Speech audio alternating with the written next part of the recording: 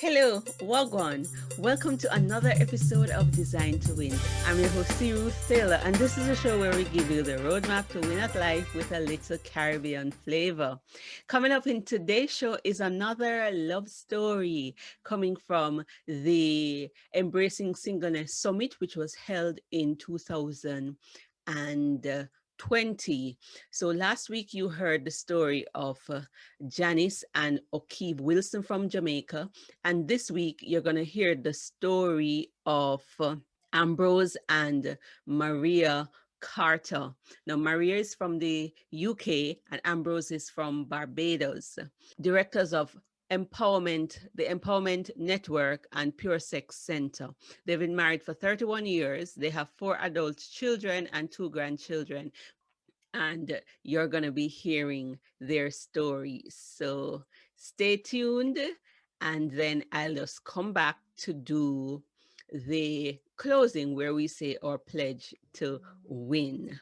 Let's say for us, I think that entering in something that God wants you to go into, especially something like marriage, is really spiritual. You feel good, you feel the leading of God, but the actual working through the process is physical.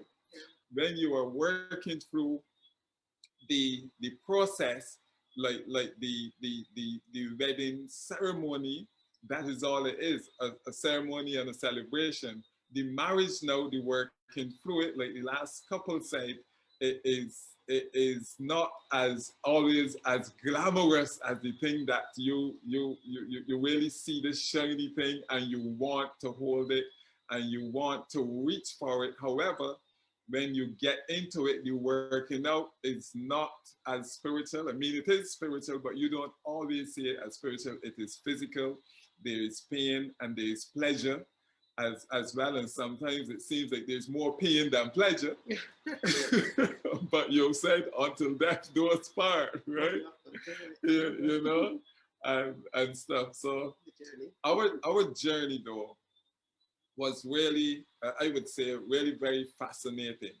And I want to say here that each person's journey will be different. However, for us, it was really a God thing. And I still believe that God can move this way today. Maria was not born in Barbados. And so she ended up at the church that I was going at. I was going to, of course, when she came, she was young, a young woman, a young girl, teenager. I don't think she was looking for a man. Let me put it so. She wasn't looking for a husband. Certainly wasn't. I don't think she was looking for a husband, that kind of thing. And you're there, you're going along, and the process really is, something else. At the time that we met, really, I was trying to, well, basically I was running active in athletics, going to a club and these things, and in the process of starting a business. And what happened was that we're at church, of course, you're praying, and we're saying, will God show us your life partner and these things. And when God showed me Maria, what happened is that, like I said to you, I knew that Maria was to be my life partner about 4 or 5 years, even before God said anything to her. And the way it happened is really remarkable because, sorry if you're hearing that noise outside of a motor vehicle. Now, what happened is that the God would have shown me Maria, and I say to myself that this girl is not looking for a husband. And I say to God, well, if Maria is the girl for me, you also have to show her or tell her about me. And believe me, for about 4 or so years, Maria and I would have been in church together. We would have been, listen, and in church, Maria was the Sunday school teacher, and I was her assistant, and I gave Maria horrors. Believe what I am telling you. I would wait until the same morning that I had to teach. It was my time. And I would wait until that morning and tell Maria, well, I am not coming to church today. And things like that would happen from time to time. But listen to this carefully now. After a long time going to church, there was this particular evening. I had missed church for a very long time, weeks on end. Some may even say months. Okay, before he gets there, let me just take over. Good night to everybody, and I'm really honoured to be a part of the summit. I'm really, really looking forward to it. Okay, now Ambrose says, I was born in England, and my parents are Barbadians, and they would have gone to the UK in the 1960s, just like a whole lot of other Caribbean people, to seek work and things of that nature. So I was born in England, and my mum returned to the Caribbean. She returned to Barbados in 1983, and I was 16 going on 17. And at the time, I wasn't brought up in church or anything like that. As a matter of fact, I had a lot of negative relationship issues, to be honest. Negative relationship examples around me. There were a lot of negatives regarding relationships that I would have had around me. And mainly mine. My parents' relationship was a broken one. They were separated before I was 2 years old and divorced when I was at primary school.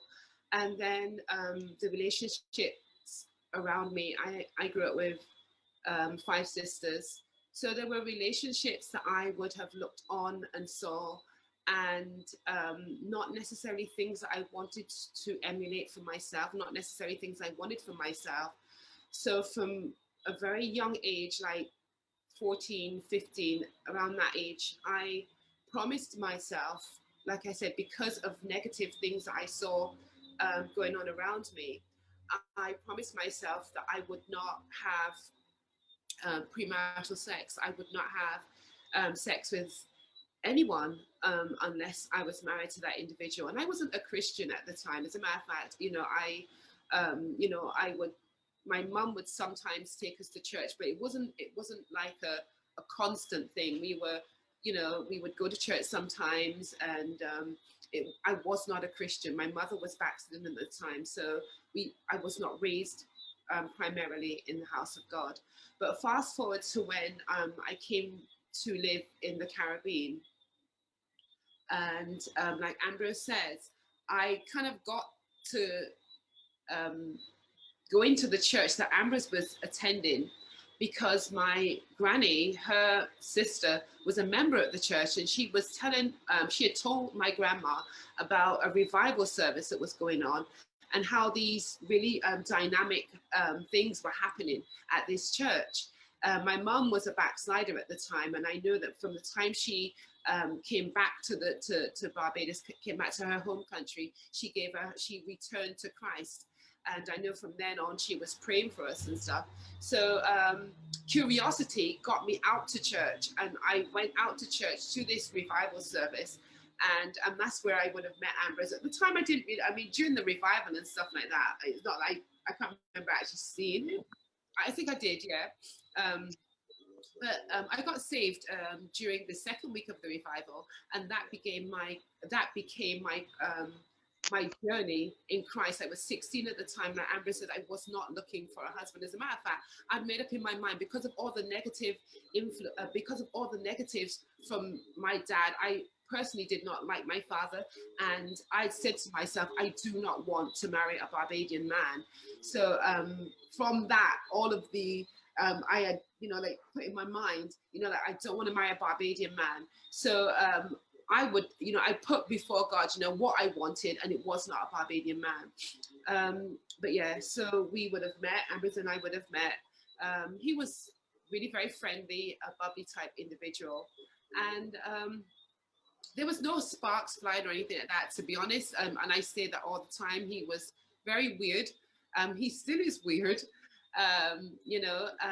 but there wasn't, on my end, there wasn't any sparks flying or anything like that. I was just personally not looking for a Barbadian man, because to my mind, my father represented all Barbadian men, and it wasn't a very pretty picture. So that was one of the things that I said in my mind, I do not want a Barbadian husband. So I have to say this in order to get Ambrose to where he'd left off. So fast forward a couple of years, I put my lists out before God as to what I would really want in a husband. Not that I was really kind of like out there, like wanting to be married, to be honest, because there were times in my life I just thought, you know, it would be good for me to be single alone. I was really into God and the things of God, and you know, I had my sisters there, but one after the next, my sisters were getting married, and it wasn't like kind of affecting me and saying like, I really want to get married. I embraced my singleness. I really enjoyed my single journey because I had that time that I could spend with God, and we were really very, very active in church. And we were pretty much there every time the church doors opened, as Ambrose would testify to. But when I was around about 19 going on 20, everything that I would have wanted in a husband came into my life, about a non-Barbadian, a qualified pastor, and the whole shopping list was pretty much kind of laid out before me. But having known and met and spoken to this individual for a couple months, I realized that it was not what God would have wanted for me. I realized that even though they ticked all of my boxes, it was not what I wanted. I don't want to go deep into that, but there was issues with the individual, and thankfully I would have seen them up front and would have suggested that the individual would have gone help and stuff like that. But fast forward after that, there was a number of platonic friends, or I thought platonic friends, male friends that I would have met in church, and people that I would have met at school and stuff. Well, not school, but classes that I did. And there were a number of individuals who were coming up to me. We're from the old school, as you would know. As it was said, we were married for 31 years. So back in the day,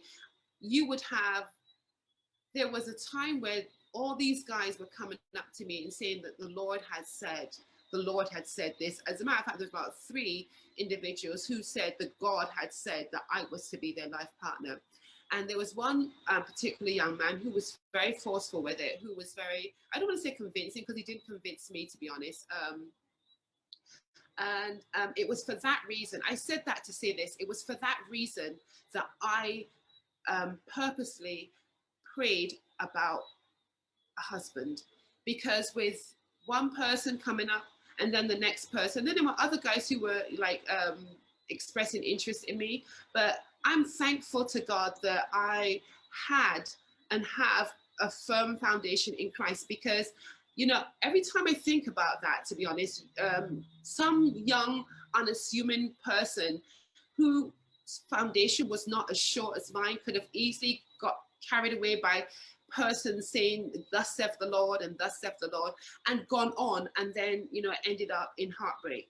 But because of that, I put my, I was at the altar many times saying, God, if I had the desire to be married, please remove it from me. I prayed all those prayers because I just thought to myself, you know, I just, you know, want to be by myself. But because of all these guys and stuff, I went before God and I began to pray, and I asked God to show me who my life partner was. And it was there and then, very clear and distinctly. And I just want to say this, because for anybody listening to us tonight, persons listening might say, well, that was a fluke. Just as Ambrose is sitting here next to me and I can feel and touch him, Ambrose's face came to me as I was praying. It would have to be, I would say, a vision or within the prayer. And I thought to myself, Ambrose Carter, he doesn't even come to church too often. And I kind of like right there and then I thought to myself, definitely not Ambrose, definitely not Ambrose. And I want to say this, I was not thinking about Ambrose. He was not on a list of persons that I would have married.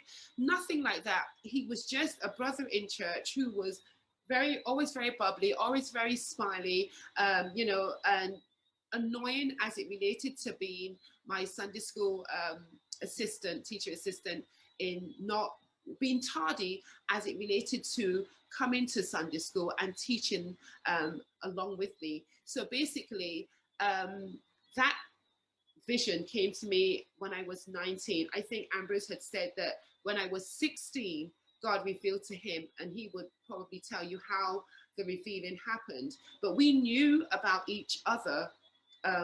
He knew about me for 4 years, well, about 3 years before I knew about him being my life partner. I hope we're not confusing you. But God revealed to me when I was 19 going on 20 that Ambrose would be my life partner. And God revealed to Ambrose when I was 16 going on 17, probably about 17, that I would be his life partner. But he didn't come up to me and say, "Oh, thus saith the Lord." And he kept that, and he pondered that, and he left it right there. But everything that then, after we were like thrust together in teaching and different things, and then we were singing in the chorales together. We still can't really sing, but you know, we were enjoying ourselves in the chorale. We were making a joyful noise. Yeah, it wasn't always joyful, but we were there. But you know, we became friends then in church. We became friends, and we had to exchange numbers because we were working together and stuff. And you know, during that time, Ambrose was always very friendly, and but I sensed that in his friendliness there was something a bit more than just, you know, like his friendliness. It began to kind of like change, shall I say? But I began to notice a difference toward me, because I do have my sisters there, like other sisters, and he was friendly with everybody. But I just noticed there was a difference. Like, take for instance, one time he went away to St. Lucia, and he bought some t-shirts back from my sister and I, and he bought me two, and then one for everybody.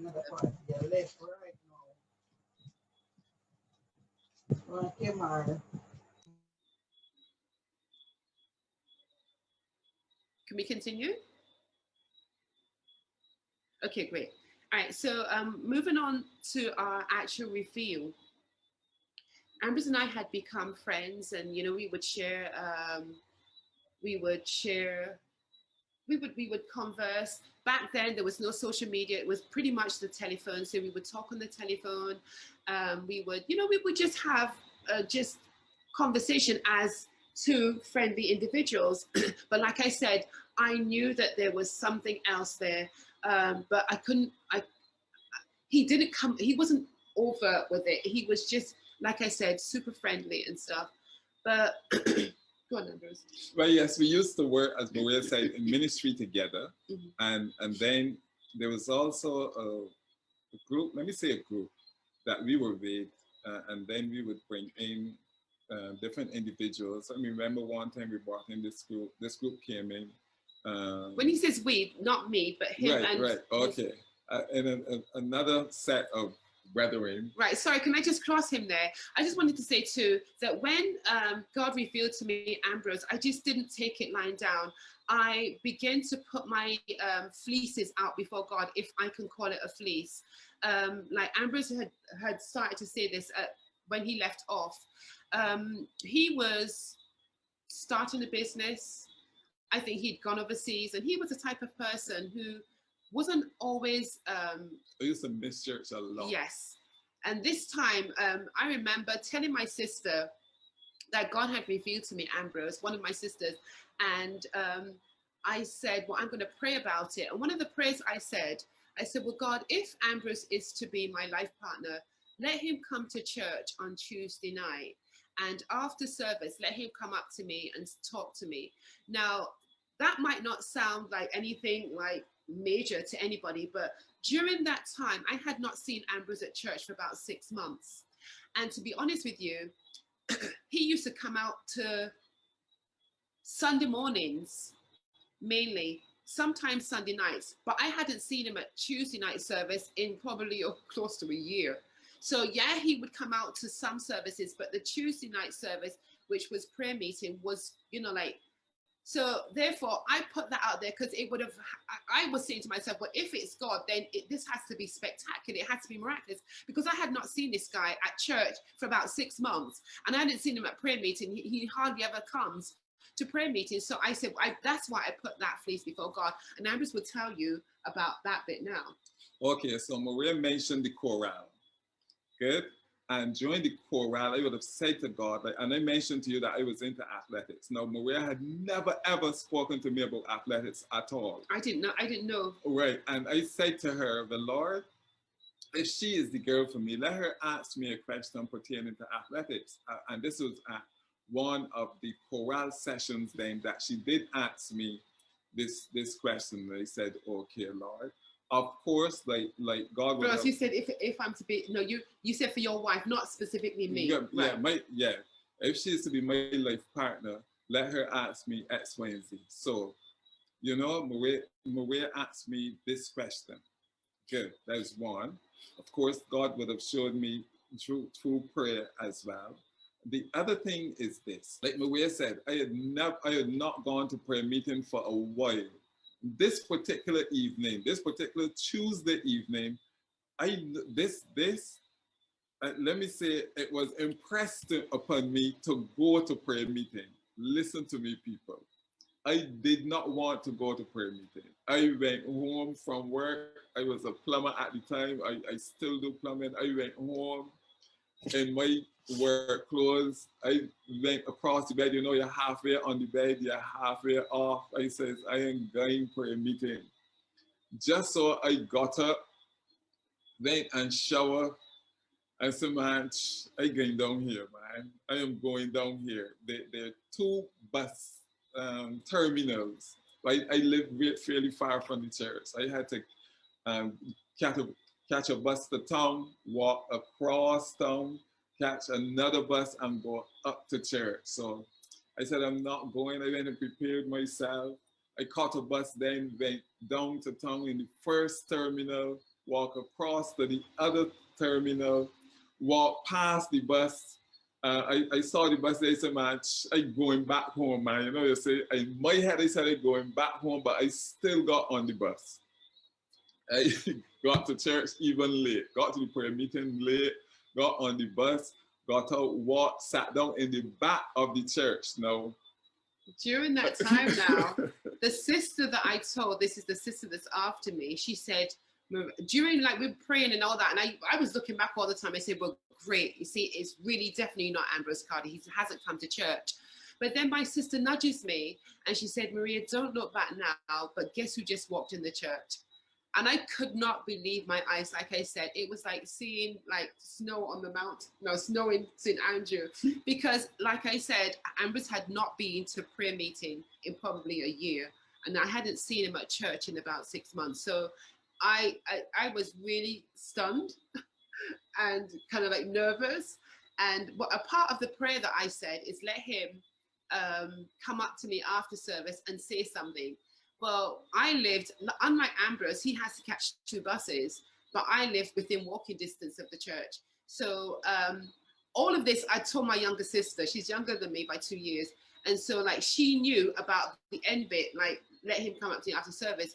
So when the pastor when the pastor said, let's bow our heads in prayer, the benediction, when he began the benediction, before he was over and done, I dragged my sister out the side door and I was hustling, running to get home because there was nowhere I wanted the fulfillment of the second part, because I was like, my goodness, what, I was just really nervous because I saw this thing unfolding right before my very eyes. Now, all the time that I am going to church, and on this particular evening, I am saying, especially when I saw Maria in church, in my mind, I am seeing myself going up to Maria after church and shaking her hand. Now, this is the thing that is in my head now. Lo and behold, when I bow my head for prayer after the prayer is done and the benediction is said, I see Maria is not in church. I bound outside to see if I can see Maria. The gap is clear. There's no Maria in sight at all. And these things were in my mind to do. So that was that. Not only that, like we said, a few years pass. This group is in. We are at the church where the group is performing, and it was not too far. It's about a mile or a mile and a half from where Maria lives. So I walked from there to Maria's house, and I knocked on the door. I says, man, because Maria, like Maria said, we were speaking on the phone, and I say to myself, because the things that she was saying and I was saying, I said, man, she knew, man. Yeah. God, it was pretty much, yeah, we were pretty God, much. she was God, and God has showed me too that He'd reveal this thing to her. So I knocked on her house one night after during the concert is going on, and I said to her, God, I have something to say to you. That because although you're saying that God says, you still have your doubts, right? Yeah.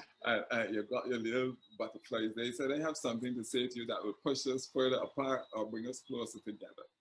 And I said, God have revealed to me that you're to be, I said, God have shown me that you're to be my life partner. How long have you known? That's exactly what he said to me. How long have you known?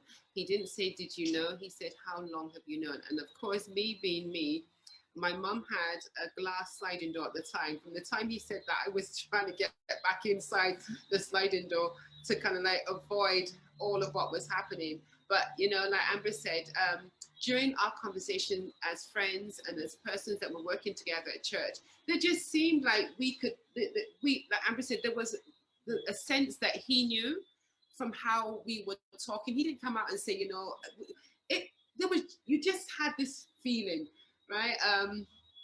So that's how we met. That's how we got together. It wasn't like Amber said, it was unique. It was God ordained. And sometimes we don't know if the thing about it is we're not sure that young people today really believe God for a spouse that kind of way. Yeah, wherever we have ministry towards young people. We go to schools, we go to churches, youth groups, wherever we're invited. And a lot of the things I say to young people, especially in church too, is that God can make a man. A lot of the times, especially as women, young women, they tend to believe, or there's this notion that when they look around in the church and there's no young men, because we all know that there are more women in church, ratio men to women. But just when Ambrose prayed for a life partner, I was not living in Barbados. I wasn't even born in Barbados. God can bring, I want to say to all the single women out there who are desire to be married, God can bring your husband from wherever he has him and plant him right in front of you, vice versa. God can. The same God that spake and it was done, commanded and it stood fast. That what is a man, what is a woman that God cannot bring to you? God is more than able. So we should not sell ourselves short. So you've just heard the love story of Ambrose and Maria. I don't know how you feel about that. Does God bring couples together? Well, we certainly heard from them that God brings couples together, and God can help us to choose our partners, just like He helps us to choose many other areas. We've had to cut this episode a little short and just give you clips, or else it would take longer than necessary. So, with your hand across your heart, say with me, or pledge to win. There's greatness in me. It's possible to live my dreams. No matter how bad it is or how bad it gets, I'm going to make it with faith, courage, and consistent action. I'm going to make it. It's not over until I win. Ta for now. Until next time.